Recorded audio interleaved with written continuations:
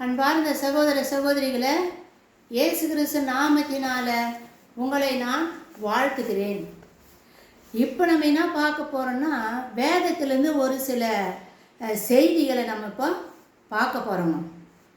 அதாவது சபிக்கப்பட்ட அத்திமரம் அப்படின்ற தலைப்பில் இப்போ நம்ம பார்க்க போகிறோம். மார்க் எழுதின சுவிசேஷம் 11வது அதிகாரம் 12-13 திருவசனங்கள். மறுநாளிலே அவர்கள் பெத்தானியாவில் இருந்து புறப்பட்டு வருகையில் அவருக்கு பசி உண்டாயிற்று. அப்பொழுது இலைகளுள்ள ஒரு அத்தி மரத்தை தூரத்திலே கண்டு அதில் ஏதாயிலும் அகப்படுமா என்று பார்க்க வந்தார். அத்திப்பழ காலம் இல்லாதபடியினால் அவர் அதனிடத்தில் வந்தபொழுது அதில் இலைகள் அல்லாமல் வேறொன்றையும் காணவில்லை. அப்பொழுது இயேசு அதை பார்த்து, இது முதல் ஒருவனும் உன்னிடத்தில் கனியை புசியாதிருக்க கடவன் என்றார். மார்க் எழுதின சுவிசேஷம் 11வது அதிகாரம் 20வது வசனம். மறுநாள் காலையிலே அவர்கள் அவ்வழியாய் போகும் பொழுது அந்த அத்தி மரம் வேரோடு பட்டு போய் இருக்கிறதை கண்டார்கள் அப்படின்னு வசனம் சொல்லுதுங்க. ஆண்டவரை அத்தி மரத்தை உவமையை தன்னுடைய சீடர்களுக்கு கற்றுக் கொடுக்குறாரு. இந்த அத்தி மரத்தினுடைய உவமையின் மூலமாக நம் ஆண்டவராகிய இயேசு கிறிஸ்து நமக்கு என்ன போதிக்கிறாரு, நமக்கு என்ன செய்தியை சொல்கிறாரு அப்படின்றத நம்ம பார்க்கலாங்க. அத்தி மரம் நம் ஆண்டவராகிய இயேசு கிறிஸ்து வானத்தையும் பூமியும் உண்டாக்கின கடவுள். அவருக்கு தெரியும் மரத்தில் பழம் இருக்குதா இல்லையா அப்படின்றது. தெரியுமா தெரியாதா? நல்லா தெரியும். பழம் கொடுக்கக்கூடிய பருவ காலம் அல்ல என்பது இயேசுவுக்கு நன்றாக தெரியும். பருவ காலம் கிடையாது, பழம் பழுக்கிற மரம் காய்த்து கனி கொடுக்குற காலம் இல்லை அப்படின்னு ஏசப்பாவுக்கு நல்லா தெரியுது. அத்தி பழம் ஆனால் அந்த மரத்துக்கிட்ட பழம் இருக்குதா, ஏதாவது பழம் இருக்குதா அப்படின்னு ஏன்னா பசி எடுக்குது அவருக்கு. இந்த மரத்தில் ஏதாவது பழம் இருக்கும், பழத்தை பறித்து சாப்பிட்லாம் அப்படின்னு அந்த மரத்துக்கிட்ட கனியை தேடுறாரு. அத்தி மரத்தினுடைய குணம் என்னன்னாக்கா, காய் வரும்போதே அந்த ஸ்டெம்மிலேருந்து அந்த காம்புலேருந்து காய் வரும்போது அதை மறைக்கிறதுக்கு இலையும் கூட சேர்ந்தே வளரும். அப்போது உள்ள காய் இருக்கும், மேலே இலை இருக்கும். உள்ள காய் இருக்குது தெரியாது, இலை மறைச்சிக்கிட்டு இருக்கும். அதனால் நம்ம கூட சொல்கிறோம் பாருங்க, இலை மறை காய் பழமொழி இருக்குதுங்க. காயை இலை மறைக்குது அப்படின்ற அர்த்தம்.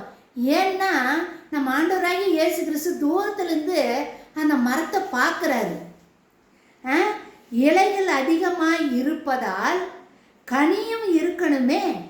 ஏன்னா நிறைய இலை இருக்குது, அதனால் பழம் நிறைய இருக்கும். ஏன்னா அத்தி மரத்தினுடைய குணாதிசயம் அது.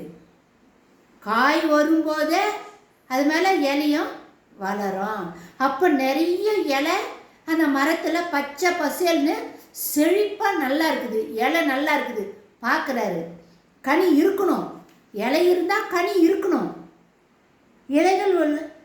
ஆனால் இலைகள் உள்ள இந்த மரத்தில் பழம் ஏதும் அகப்படவில்லை. கனி இல்லாத இந்த மரம் எதற்குமே பயனற்றதாக இருப்பதால் இயேசு சுவாமி அந்த மரத்தை சபிக்கிறார். கனி இல்லை, பசிக்கு வந்தார், பழம் இருக்குதான் தேடினார், அத்தி பழம் எதுவுமே இல்லை, வெறும் இலை மட்டும் இருக்குது, நிறைய இருக்குது. என்னத்துக்கு பிரயோஜனம்? அதனால அந்த மரத்தை சபிக்கிறாரு. மறுநாள் சீடர்கள் அந்த அத்தி மரம் பட்டு போய் இருப்பதை பார்க்கிறார்கள். இன்னைக்கு சபிச்சிட்டாங்க. பெத்தானியா ஊர் பக்கம்தான் இந்த காரியம் நடந்தது. மறுநாள் போகிறாங்க. எருசலேமுக்கு போகும்போது ஆண்டவர் இன்னைக்கு சொன்ன அந்த மரம் மறுநாள் பார்த்தா பட்டு போயிட்டு இருக்குது. ஏன்னா ஆண்டவர் அதை சபிச்சிட்டாரு. ஏன்னா கனி இல்லை. கனி இல்லாததுனால ஆண்டவர் அந்த மரத்தை சபிச்சிட்டாரு. இப்போ இதனுடைய ஆவிக்குரிய அர்த்தம் என்னன்னு சொல்லி பார்த்தோம்னாக்கா, அந்த அத்தி மரம் தான் மனிதன். அப்போ அந்த அத்தி மரம் மனிதனிடம் கனி இருக்க வேண்டும் என்று தன்னுடைய சீடர்களுக்கு கற்றுத் தருகிறார்.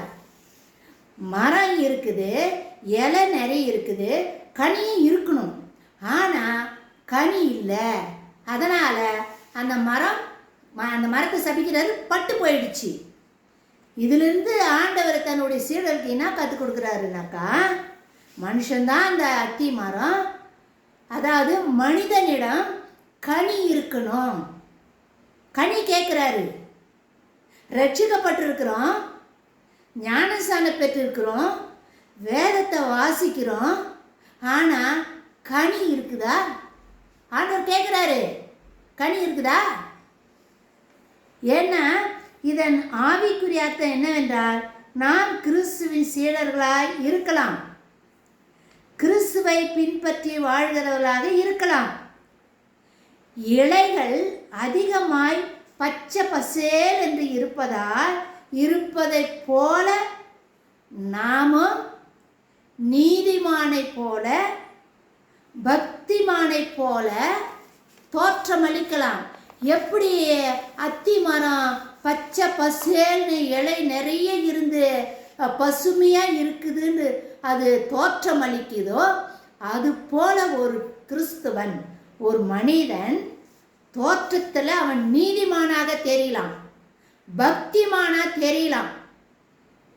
ஏன்னா இலை நிறைய இருக்குது, செழுமையாக இருக்கிறான். கிறிஸ்துவங்க செழுமையாக இருக்கிறாங்க. ஆனால் கனி இருக்குதான்னு கேட்குறாரு. ஆனால் நம்மிடம் கனி இருக்கிறதா? என்ன கனி? கனின்னா பழம்னா என்ன பழத்தை கேட்குறாரு ஆண்டவர்? இந்த அத்தி மரத்தின் உவமை மூலமாக பாடத்தை நம்மளுக்கு கற்றுக் கொடுக்குறாரு. கனி இருக்கணும், ஒரு மனிதனுடைய வாழ்க்கையில் கனி நிறைந்த வாழ்க்கையாக இருக்கணும் அப்படின்னு சொல்கிறாரு. என்ன கனி? ஆவியின் கனிகள். கலாத்தியருக்கு எழுதின திருமுகத்தில் நம்ம அதை பார்க்குறோம். ஆவியின் கனிகள் என்னது? அன்பு, சந்தோஷம், சமாதானம், நீடிய பொறுமை, தயவு, நற்குணம், விசுவாசம், சாந்தம், இச்சையடக்கம். இப்படிப்பட்டவைகளுக்கு விரோதமான பிரமாணம் ஒன்றுமில்லை. இந்த 9 கனிக்கு விரோதமான பிரமாணம் இல்லை அப்படின்னு நம்ம ஆண்டவராகிய இயேசு கிறிஸ்து வார்த்தையின் மூலமாக நம்மளோடு கூட பேசுகிறாரு. ஒரு அதாவது கிறிஸ்துவர்களாகிய நம்ம, இயேசுவை பின்பற்ற நம்ம, வேதத்தை வாசிக்கிற நம்ம, ரட்சிப்பின் தலைசீராவை பெற்றுக்கொண்ட நம்ம கிட்ட கனி இருக்குதான்னு நம்ம ஆண்டவராகிய இயேசு கிறிஸ்து கேட்குறாரு. கனி கொடுக்கிற கனி இல்லாத மரம்தான் வெட்டப்படும். சபிச்சாரில்ல அத்தி மரத்தை, கனி இல்லாததுனால தானே சபிச்சிட்டாரு. கனி இருந்தால் நாம் வெட்ட மாட்டோம். ஒரு மரத்தில் கனி இருக்குதுன்னா மனிதர்களாகிய நம்ம கூட மரத்தை வெட்டுவோமா? மாமரம் இருக்குது, மாம்பழம் நிறைய காய்க்குது, இல்லை கொஞ்ச நாள் காய்க்குது அப்படின்னா கூட அந்த மரத்தை நம்ம வெட்டுவோமா? மனிதர்களாகிய நம்மளே கனி கொடுக்கக்கூடிய மரத்தை நம்ம வெட்ட மாட்டோம். ஏன்னா பழம் கொடுக்குதே, நம்ம ஒன்றத்துக்கு பழம் கொடுக்குது. நன்மை பயக்கக்கூடிய மரமாக இருக்குது. அதனால் அந்த மரத்தை நம்ம வெட்ட மாட்டோம். லூக்காஸுக்கு எழுதின சுவிசேஷம் 3வது அதிகாரம் 9வது வசனம் என்ன சொல்லுது? இப்பொழுதே கோடாரியானது மரங்களின் வேரருகே வைத்திருக்கிறது. நல்ல கனி கொடாத மரமெல்லாம் வெட்டுண்டு அக்கினியில் போடப்படும் என்றார். கனி கொடுக்கல, நல்ல கனி கொடுக்காத மரமெல்லாம் வெட்டி, அது என்னத்துக்கு யூஸ் ஆகும்? கனியே கொடுக்கலன்னா இடத்த அடைச்சிக்கிட்டு மரம் என்னத்துக்கு அது யூஸ் ஆகும்? அதை வெட்டி நெருப்பில் போட்டு எரிக்கிறதுக்கு தான் அது உதவும், வேற எதுக்கு அந்த மரம் உதவாது.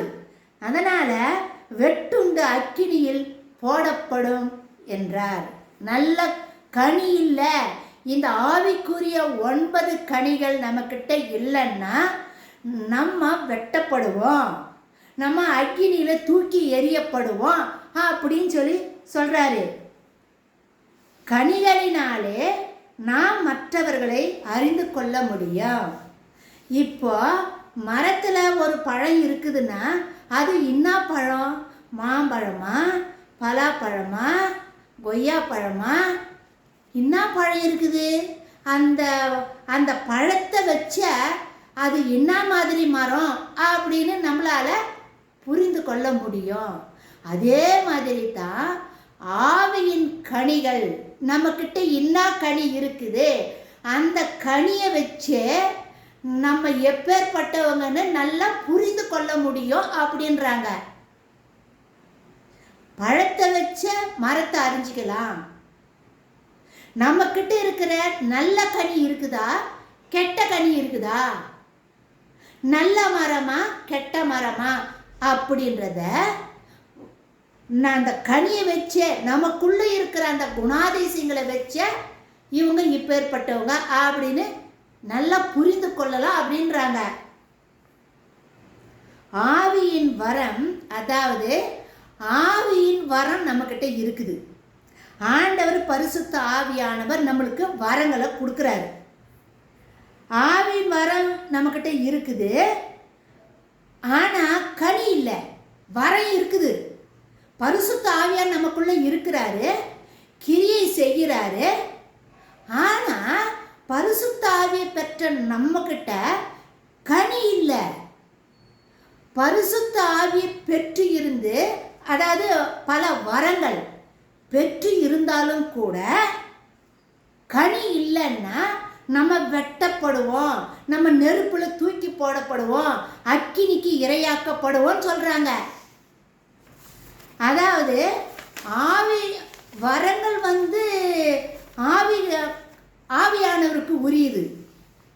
இப்போ ஒருத்தர் பேயை ஓட்டுறாரு, சுகமளிக்கிற வரம் இருக்குது, நிறைய அற்புதம் அடையாளங்கள் செய்யக்கூடிய வரங்கள் நிறைய பேர்கிட்ட இருக்குது.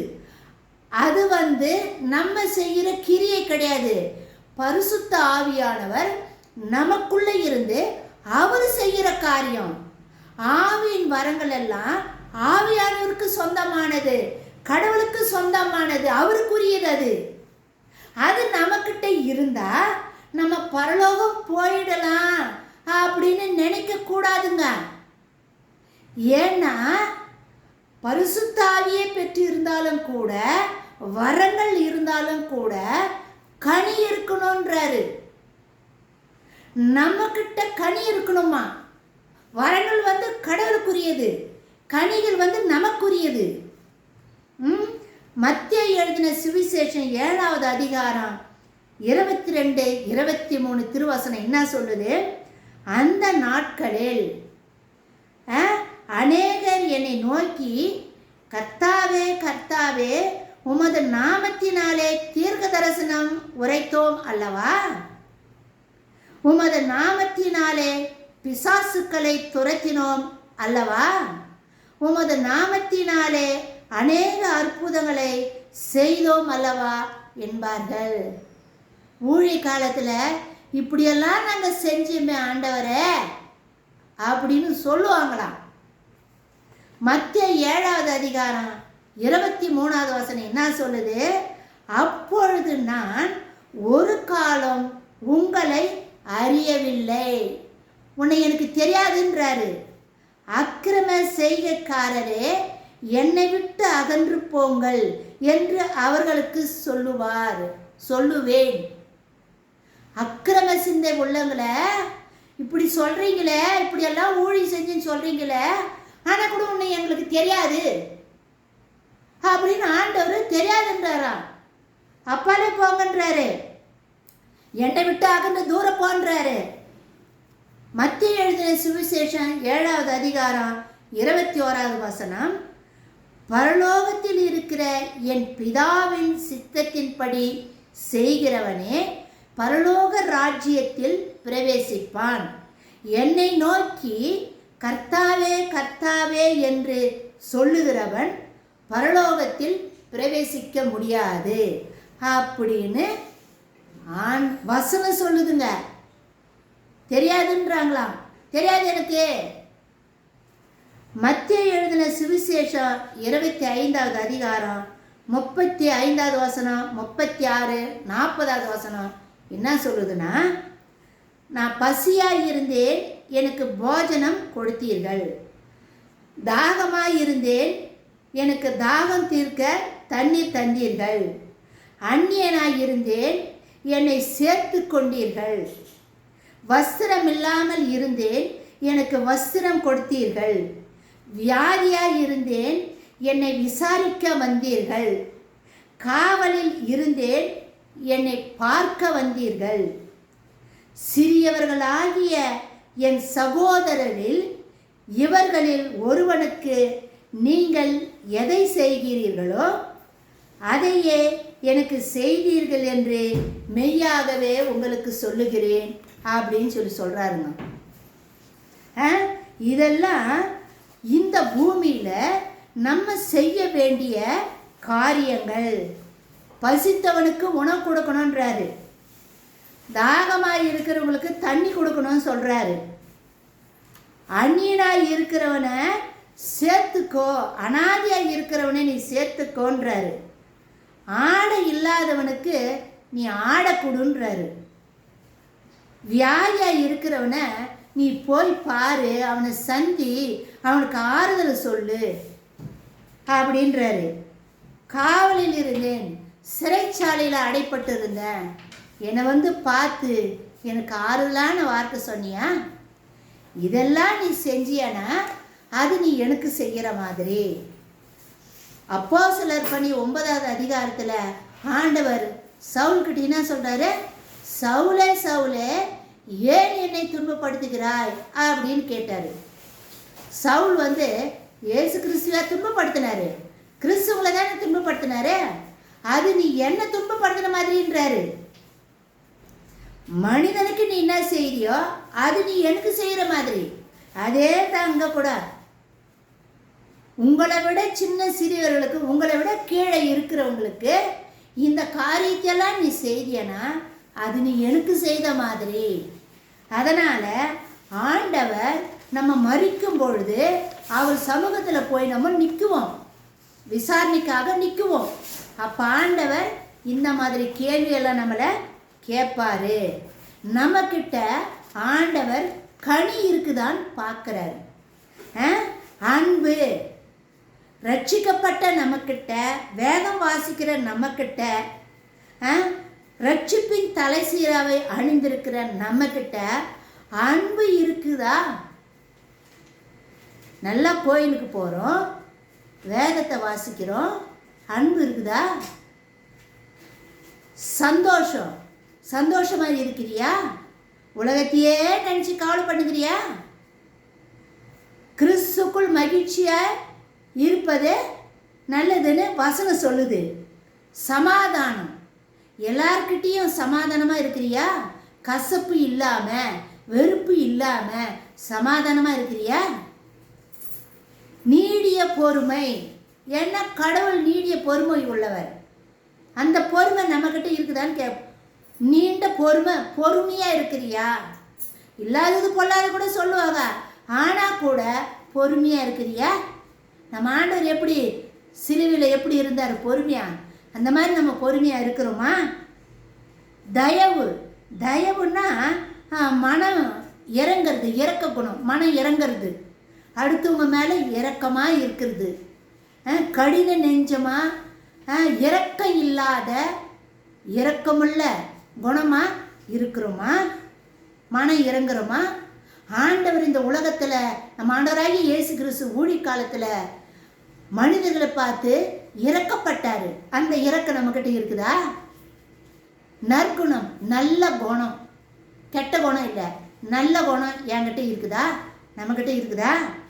விசுவாசம், கடவுளை விசுவாசிக்கிறோமா? மனிதர்களை விசுவாசிக்கிறோமா? கடவுள் நம்ம ஆண்டவராகி இயேசு கிறிஸ்து கடவுளுக்கும் மனிதருக்கும் உகந்தவராக இருந்தார்னு வேதத்தில் நம்ம படிக்கிறோம். அதுபோல் கடவுள்கிட்டையும் மனிதர்களிடமும் நம்ம விசுவாசமாக இருக்கிறோமா? நம்பிக்கையாக இருக்கிறோமா? கூடவே இருந்து நம்மளை துரோகம் பண்ணுறோமா? நம்பிக்கை இருக்குதா? விசுவாசமாக இருக்கிறோமா? சாந்தம், ரட்சிக்கப்பட்டவர்களுக்கு முதல் அடையாளம் சாந்தம், பொறுமை. இது இருக்குதா? சாந்தமாக இருக்கிறோமா? எரிச்சல் அடைகிறோமா? இச்சை அடக்கம். இச்சை அடக்கம்னா இச்சைன்னா ஆசைப்படுறது, எது எடுத்தாலும் ஆசை. அவங்க இந்த மாதிரி வீடு கட்டிட்டாங்க, நானும் அந்த மாதிரி வீடு கட்டணும். அவங்க கார் வாங்கிட்டாங்க, நானும் கார் வாங்கணும். அவங்க பைக் வாங்கிட்டாங்க, நானும் பைக் வாங்கணும். அவங்க இப்படி வாழறாங்க, நானும் அப்படி வாழணும். இச்சை அடக்கம், ஆசையை அடக்கணுன்றாரு ஆண்டவரே. ஆசையை அடக்கணும் அப்படின்னு சொல்றாரு. இதெல்லாம் தான் கனிகள்: அன்பு, சந்தோஷம், சமாதானம், நீடிய பொறுமை, தயவு, நற்குணம், விசுவாசம், சாந்தம், இச்சை அடக்கம். இதுதான் கனி. இந்த கனி என்கிட்ட இருக்குதா? நம்ம பார்க்கணும். தினந்தோறும் நம்மளையே நம்ம சோதித்து பார்க்கணும். இந்த குணமெல்லாம் என்கிட்ட இருக்குதா? இதுதான் ஆவியினுடைய கனி. ஆண்டவர் கேட்குற கனி இதுதான். இந்த கனிக்கு, அதாவது இதை விட பிரமாணம் வேற எதுவும் இல்லைன்ட்டாரு. இதுதான் பிரமாணன்றாரு. இதை நீ கடைபிடிச்சாலே போதுன்றாரு. எல்லாத்துக்கும் மேல என்ன சொல்றாரு? அன்பு. அன்பு இருந்தா மற்ற எல்லா காரியம் ஒன்னோட ஒன்று சேர்ந்து வந்துடுமோ. ஆவியின் கனிகள்லயே ஹீரோவா நிற்கிறது அன்பு தான். அதனால ஆண்டவர் நம்ம கிட்ட கேட்கறது, கனி இருக்குதா? அத்தி மரம் இலைகள் அடர்ந்து நல்ல இலைகள் நிறைய இருக்குதுன்றாரு. இலை இருக்கிறதுனால தான் அந்த இடத்துல போறாரு. ஏன்னா அத்தி மரத்தினுடைய குணம், காய் வரும்போது இலை வரும் மேலே. அப்படின்னா கண்டிப்பாக அதில் பழம் இருக்கும்னு ஆண்டவர் நினைக்கிறாரு. நினைச்சு அங்கே கனி தேர்றாரு, கனி இல்லை. அதனால அந்த மரத்தை சபிக்கிறாரு.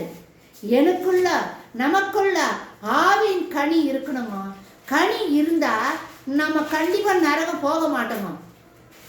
வரம் இருந்தா கூட நரகத்துக்கு போயிடுவோம். ஆனா கனி இருந்தா கண்டிப்பா நம்ம நரகம் போகவே மாட்டோமா.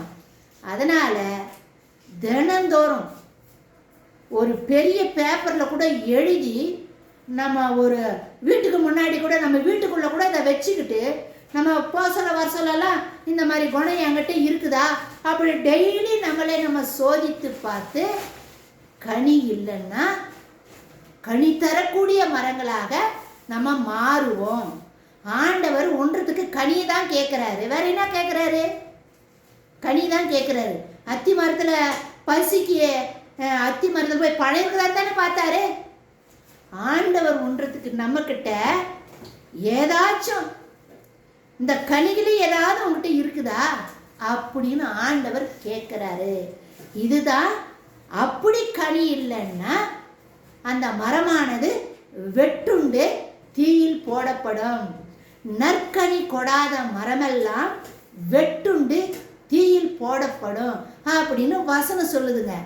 அதனால தான் நம்ம ஆண்டவராகிய இயேசு கிறிஸ்து அத்தி மரத்தை சபிச்சு அதன் வழியா தன்னுடைய சீடர்களுக்கு கனி நிறைந்த வாழ்க்கை இருக்கணும்பா அப்படின்னு, என்னை பின்பற்றி வர நீ, என்னை பின்பற்றி வாழற உங்களுக்குள்ள இந்த மாதிரி கனிகள் இருக்கணும் அப்படின்னு நம்ம ஆண்டவராகிய இயேசு கிறிஸ்து நம்மக்கிட்ட கனியை கேட்குறாரு. கனி கொடுக்கிற மரங்களாக நம்ம மாறுவோம். மரம் கனி கொடுக்குது, மரத்துக்கு பிரயோஜனமா? அது மற்றவங்களுக்கு தானே பிரயோஜனம், மற்றவங்க தானே அந்த பழத்தை அறுத்து சாப்பிட்றாங்க.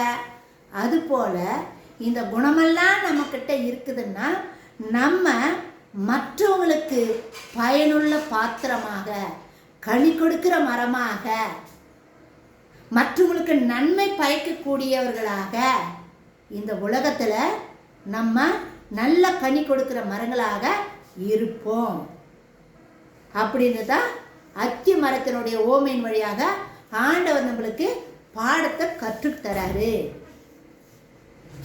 அதனால் இந்த செய்தியை உங்கள் ஃப்ரெண்ட்ஸுங்களுக்கு சொல்லுங்கள், சப்ஸ்கிரைப் பண்ணுங்கள். சப்ஸ்கிரைப் பண்ண எல்லாருக்கும் ஆண்டவராகிய இயேசு கிறிஸ்து நாமத்தினால நன்றி சொல்கிறேன். லைக் பண்ணியிருக்கிறீங்க, ரொம்ப ரொம்ப சந்தோஷம். தொடர்ந்து பாருங்கள். இன்னும் நிறைய விஷயங்கள் நம்ம வேதத்திலேருந்து நம்ம பார்க்குவோம். முத்திரைகள் உடைக்கப்படுறதும் பார்க்குவோம். நடுவில் வேதத்தில் இருக்கிற செய்தி நம்ம பார்க்குவோம். மாரநாதா.